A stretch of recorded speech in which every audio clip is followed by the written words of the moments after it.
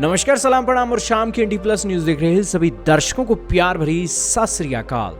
दोस्तों, इस वक्त की बहुत ही बड़ी खबर आ रही है United nation of security council से, क्योंकि United nation of security council के अंदर इजराइल और ईरान के ऑफिशियल पहुंच गए हैं और जवाब मांगा जा रहा है कि आखिरकार ईरान बताओ, तुमने 300 मिसाइल और ड्रोन क्यों अटैक करने के लिए इजराइल की ओर भेज दिए?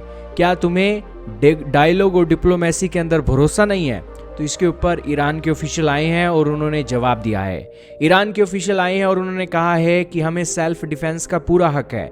सबसे पहले इसकी शुरुआत इजराइल ने की। इजराइल ने हमारी एक ऑफिशियलों को मारा, एयर स्ट्राइक की, और उसी के जवाब में हमने ये एक्शन लिया है और ये यूनाइटेड नेशन के नियम कानूनों के हिसाब से ही है। अब ये बातें इन्होंने UN सिक्योरिटी काउंसिल के अंदर बोली, लेकिन इसी के साथ ही अमेरिका का रिएक्शन भी आ गया है। अमेरिका भी यहाँ पर कह रहा है कि हमने 80 ईरान की जो मिसाइल्स और ड्रोन्स हैं जो इजराइल की तरफ जा रही थी, हमारे द्वारा समय रहते हमने जो सिस्टम तैनात किए थे उस सिस्टम्स के कारण ये 80 ईरानियन मिसाइल और ड्रोन एक रोक दिए गए। इसके साथ ही एक और डेवलपमेंट ये भी निकली है कि ऋषि सुनक भी आए हैं, उन्होंने भी कहा है कि RAF जो रॉयल एयरफोर्स है UK की, उसने भी ये एक अटैक को रोका है और इसी के साथ कहा गया है कि यहाँ पर हम वॉर को होने नहीं देंगे। हालांकि ये एक बातें बोली गई, लेकिन आप पता ही है आपको कि आखिरकार ये एक दिखावा कर रहे हैं। दिखावा क्यों कर रहे हैं दोस्तों? क्योंकि देखिए दोस्तों, इजराइल के ऊपर अटैक हुआ, US के और सारे यूरोपियन यूनियन के ऑफिशियल हैं इजराइल के अंदर, इजराइल के प्राइम मिनिस्टर को, प्रेसिडेंट को सांत्वना देने के लिए पहुंचे। लेकिन जब अपने इजराइल ने गाज़ा के लोगों को मार दिया और सारा एक खंडर बना दिया, तो वहाँ पर सांत्वना देने के लिए कोई भी लीडर नहीं पहुंचा है। अब उनको सांत्वना दो, कोई तो उनकी बात सुने, उन बेचारे गरीबों की।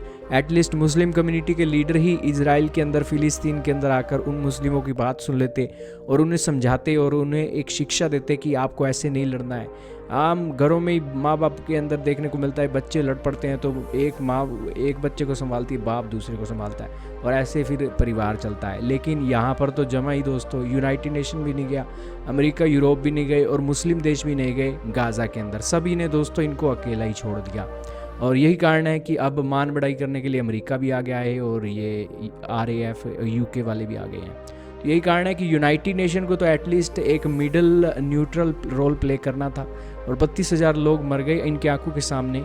या तो ये आंकड़ा झूठा है या फिर यूनाइटेड नेशन अब कुछ नहीं कर सका है, फेल हो गया है। ये एक बातें निकल रही हैं। तो यही कारण है कि सिस्टम के अंदर इन वेस्टर्न कंट्रीज़ ने सिस्टम अपने हाथों से बनाया है, उस सिस्टम की कमियां भी इनको पता हैं और इसीलिए हर बार अपनी बात मनवा कर चले जाते हैं। तो आज पूरी दुनिया देख रही है इनको और यही कारण है कि सच्चाई की बात करते हैं अमेरिका इजराइल के लीडर्स। आज बताएं कि सच्चाई क्या है। तो ये एक बातें निकल कर सामने आई हैं दोस्तों। आजकल सब कुछ ट्रेडिंग हो गई है, हर कोई अपने व्यापार में मस्त है और इस तरीके की बातें होती हैं तो मीडिया के लोग भी इसको सीरियस नहीं लेते हैं, लेकिन सीरियस लेना चाहिए दोस्तों, क्योंकि ये ह्यूमैनिटी की बात है। और ईरान ने भी यहाँ पर कहा है, ईरान के लोग आजकल मॉडर्न टेक्नोलॉजी के चलते अपने लोग उनके जो हैं इस तरीके से भाग दौड़ नहीं कर रहे हैं, वो सोचते हैं चीज़ों के बारे में। लेकिन हमारे देश के लोग मीडिया के ऊपर चीज़ें छोड़कर और हमारे मीडिया वाले इंटरनेशनल ऑर्गेनाइजेशन के ऊपर छोड़कर पल्ला झाड़ लेते हैं और इसी कारण से ये लूप होल्स दिखाई दे रहे हैं और 32,000 लोग हम सभी की आंखों के सामने गाज़ा के अंदर हमने खो दिए। दोस्तों, क्या किया जाए अब?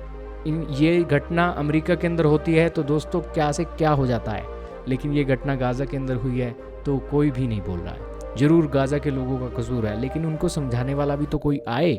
यूनाइटेड नेशन का तो फ़र्ज है कि वहाँ पर उन्हें समझाए। लेकिन दोस्तों, आपका क्या मानना है? ह्यूमैनिटी की बात होनी चाहिए।